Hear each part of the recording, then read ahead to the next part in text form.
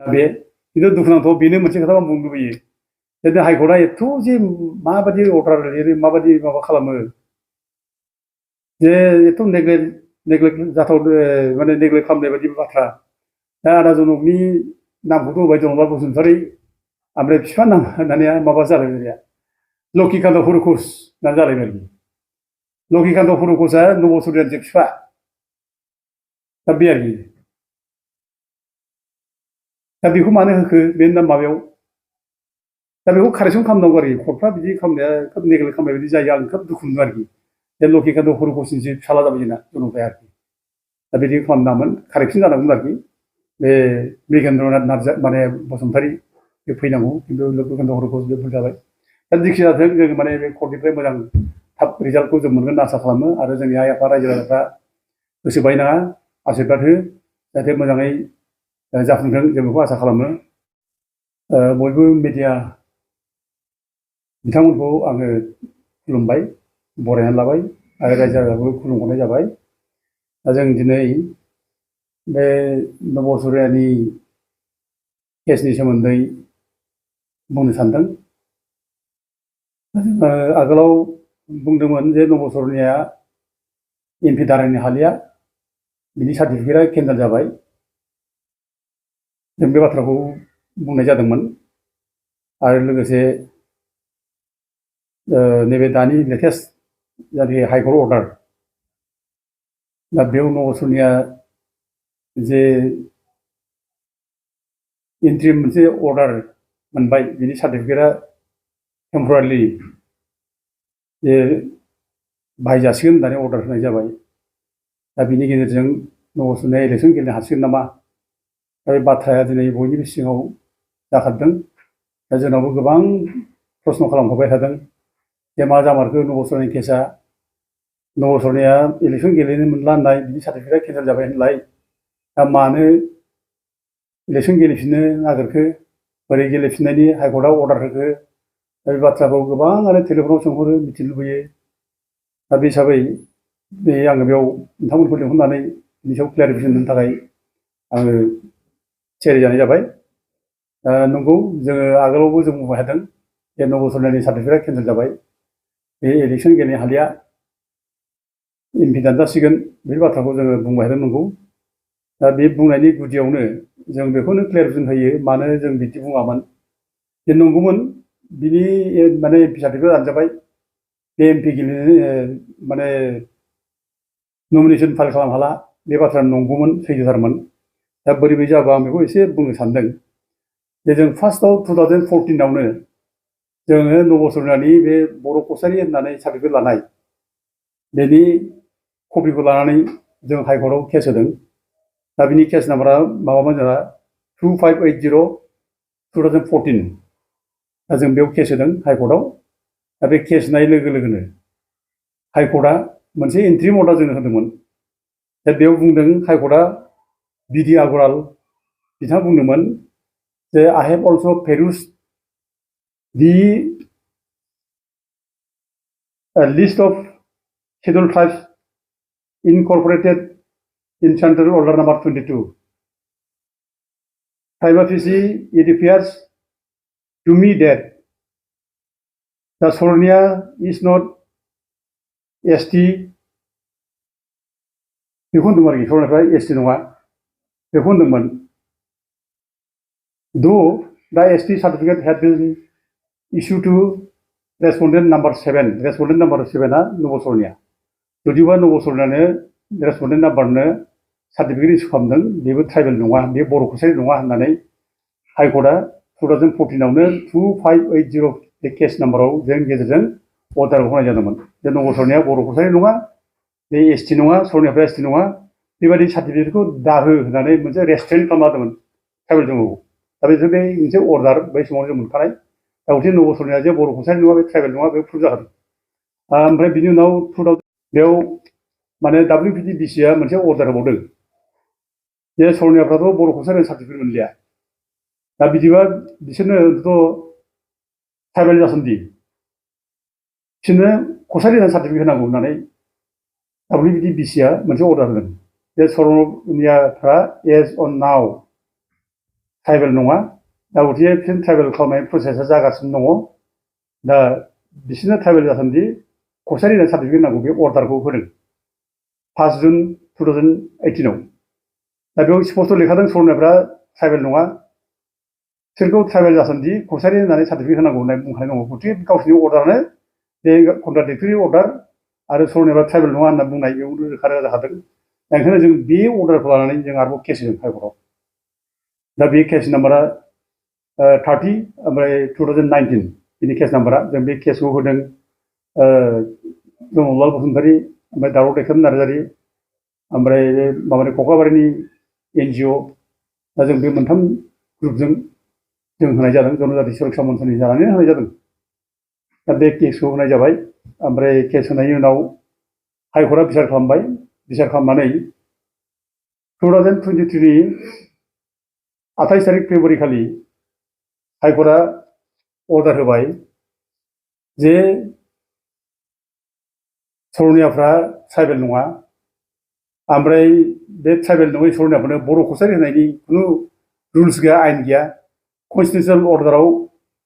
बे गोलैयाखै आरो संबिधाननि 342 आर्टिकोल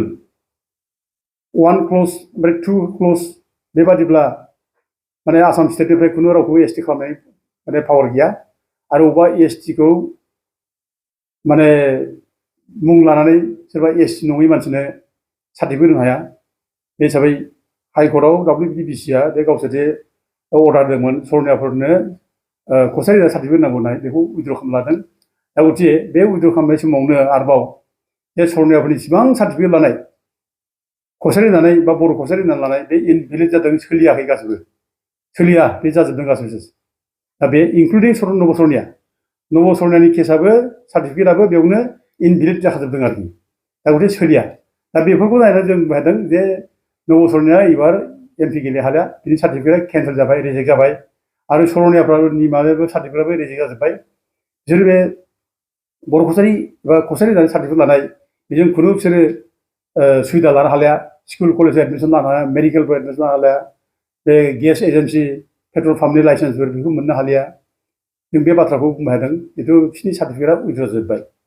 दा बे नंगौ आरो दा बे अर्डारखौ माने गुवाहाटि हाइकर्टनि डिभिजन बेन्चआनो होदों डाबल बेन्च सिंगेल बेन्च नङा सिंगेल जाज नङा सानै जाजनि बेन्चआ बे अर्डारखौ होदोंमोन बे 30 2019 नि जानाखि माने जों केस होनाय बे डाबल बेन्चनि अर्डार दा बे हिसाबै हालियामोन नब सरनिया गेलेनो हालिया जों बे खोथाखौ लानानै नब सरनिया एबार MP गेलेनो हालिया बेमोन आरो बिनि बादैबो आरोबाव जोङो माने माधुरि पाटिलनि जानाखि माने केस ल' जों बेखौ नायदों आरो उकिलफ्रा जोंखौ साजेसन खालामदों जे सुप्रिम कर्टआव माधुरि पाटिलनि केसनि ल' बादिबा बिनि अर्डार बादिब्ला बे सिकिउरिटि कमिटियानो बे सोरबा ट्राइबेल नङै मानसिया ट्राइबेल सार्टिफिकेट लानानै थादोंब्ला बेखौ बिजिरनानै दाननो हायो दा बेबायदि मोनसे अर्डार दं बेनिखायनो जोङो माधुरि पाटिलनि जायनाखि केस ल' बेखौ जों फल' खालामनानै उकिलफोरनि एडभाइस लानानै जों ज'नो थांनानै जोंनाव दा जों ज' थांनानै बे माबानाव Assam state level ST SC कमिटिनि चेयारमेन जोंहा कमल सिंह नार्जारी बिजनि MLA जों बेयाव ज' थांना हैदों जनजाति सुरक्षा मन्थ्रि जाना हैदों आरो बेयाव जोंहा एपइन्टमेन्टखौ लानानै दोनदोंमोन जोंहा गोजोनथाव ब्रह्म जोंमा कलेजनि जोंमा स्कुलनि प्रिन्सिपाल दा जों ज' थांनानै बेयाव हैनाय जादों दा कमल सिंह नार्जारीया गावनो बेखौ उनाव सिकिउरिटि कमिटियाव प्लेस खालामनानै सिकिउरिटि कमिटि दानानै जे सिकिउरिटि कमिटिया बेखौ माने बिसार खालामनाय जादों दा बेयाव जनतानि नामावनो होनाय जादों आरो जनतानि नामाव होनायनि खारना जाहैबाय जे आंनि नामाव मोनसे केस दं सुप्रिम कर्टआव नब सरनिया एगेन्स्टनो दा सुप्रिम कर्टआव आंनि नामै केस दंब्ला सुप्रिम कर्टआव दा आं जुदि सिकिउरिटि कमिटियाव आंनि नामा जुदि थाबावनानै बायसान्स जुदि सिकिउरिटि कमिटिया रिपर्टखौ नेगेटिभ जुदि होयोब्ला गाज्रि होयोब्ला जोंनि एगेन्स्ट होयोब्ला नब सरनिया पेपाराव जुदि होयोब्ला अब्ला सुप्रिम कर्टनि अर्डारा सुप्रिम कर्टनि केसा गाज्रि जागोन गाज्रि इम्पेक्ट गोलैगोन होननानै उकिला साजेसन होनायखाय जों माने जनरलाल दानि नामावनो बे माने कमप्लेनखौ सिकिउरिटि कमिटियाव नार्जारीनो कमल सिंह नार्जारी जों हैनाय जादों आरो दा कमल सिंह नार्जारीया प्रसेस खालामबाय प्रसेस खालामनानै बिनि उनाव सिकिउरिटि कमिटियाव माने बिनि गासैखौ नायबिजिरनाय जाबाय नायबिजिरबाय आरो बे समाव मन्थ्रिया चन्दन ब्रह्ममोन WBTBCनि मन्थ्रिया जोङो WBTBCनि मन्थ्रि चन्दन ब्रह्मनाव जों थांलायनानै बेखौ बुंलायनानै चन्दन ब्रह्मखौ जर खालामबाय जोङो बे माने थाब खामानि मावनो हानाय बिनि सार्टिफिकेटखौ केन्सेल खालामनाय नब सरनेनखौ बे बाथ्राखौ जों बुंनानै होबाय दा बे हिसाबै 2020 बिनि गेजेरावनो गासिबो डेभेलपमेन्टआ जाखाजोब्बाय आरो गासिबो माने माने नब सरनेनानि जायनाखि हानि रेकर्ड लेन्ड हल्डिं रेकर्ड ओमफ्राय नब सरनेनानि बिफानि सार्भिस रेकर्ड बेखौ नायजोब्बाय ओमफ्राय नब सरनेनानि एडमिसन रेकर्ड नायबाय ओमफ्राय बिनि लेगेसि डाटा नायजोब्बाय ओमफ्राय लकेलफोरनिफ्राय जेसेबां दं बेनाव स्टेटमेन्ट लाजोब्बाय दा बेयाव मोनबाय नब सरनेनाया बर' कसारि नङा बे एखमबा सरनिया लिरो एखमबा दास लिरो एखमबा देखा लिरो एखमबा सुरघोष लिरो बे हिसाबै बिनि सार्टिफिकेटआ केन्सेल जानांगौ होननानै माने स्कुलनि कमिटिया रिपर्ट कालेक्सन खालामनानै माने माबानाय जाबाय बिनि सार्टिफिकेटखौ केन्सेलबो खालामहरनाय जाबाय केन्सेल खालामनानै जों नुबाय जे बे माने माबानो हालिया कनफार्म जाबाय बे इलेक्सन गेले हाला दा खिन्थु बियो हाइकर्टआव थांदों आरो आंबो बुंखादों आगोलावनो जे बेहा एकमात्र उफाया बे हाइकर्टआव थांगोन बियो हाइकर्टआव माने आपिल खालामहैगोन बियो खिन्थु हाइकर्टआव थांब्लाबो बेहा लाब जानाय नङा बे बाथ्राखौ आं आगोलाव बुंदों दा बे हिसाबै बे हाइकर्टआव नै दाखालि थांबाय बियो हाइकर्टआव थांनानै प्रे खालामहैबाय हाइकर्टआव प्रे खालामनाय समाव बियो माने गोबां बाथ्रा बुंदों जे गावखौ माने मोजां स्कप होआखै चान्स होआखै गावनाव मोजाङै इनकुवारि खालामाखै मोजां इनभेस्टिगेट खालामाखै बे बाथ्रा बुंदों आं बर' कसारिथार होनना बुंदों दा कर्टखौ मिसलिडिं बाथ्रा होननानै बे माने बे कर्टनिफ्राय इन्ट्रिम अर्डारखौ बिनानै लादों दा इन्ट्रिम अर्डारखौ बेनो हाइकर्टआ होनाय जाबाय दा बे इन्ट्रिम अर्डार होनाया सिंगेल बेन्चनिफ्राय होनाय जादों डिभिजन बेन्च नङा बे सिंगेल बेन्च दा साननो गोनां बाथ्रा बेनो जे दिनै नोङो आं दहाय बुंनाय बायदि जे 2019 जारि माने केस जों होनाय जनरल दा होनाय आं होनाय ओमफ्राय माबा होनाय कख्लाबारि होनाय बे माने केसनि रिजाल्ट बादिबा बेयाव माने डाबल बेन्चआ होनाय सार्टिफिकेट उइड्र खालामनाय दा बेखौ सिंगेल बेन्चआ खुनुदिन बेखौ माने माबानो नाङा बेखौ बिनि सायाव इन्टारप्रेट खालामनो हाया आरोखि इन्टारप्रेट खालामनो हाया बेनि सायाव डाबल आरोबाव माने सिंगेल बेन्चआ मोनसे गोदान मोनसे अर्डार माने जारि खालामनो हाया दा बेखायनो नैबे जायनाखि सिंगेल बेन्चनिफ्राय नब सरनेनानि सार्टिफिकेट केन्सेल खालामबाय सरि माबा खालामना होबाय इन्ट्रिम अर्डार होननानै बेखौ सोलिथ'नो हागोन होननानै जायनाखि बुंफिनबाय बे जिनिसा बै डाबल बेन्चआव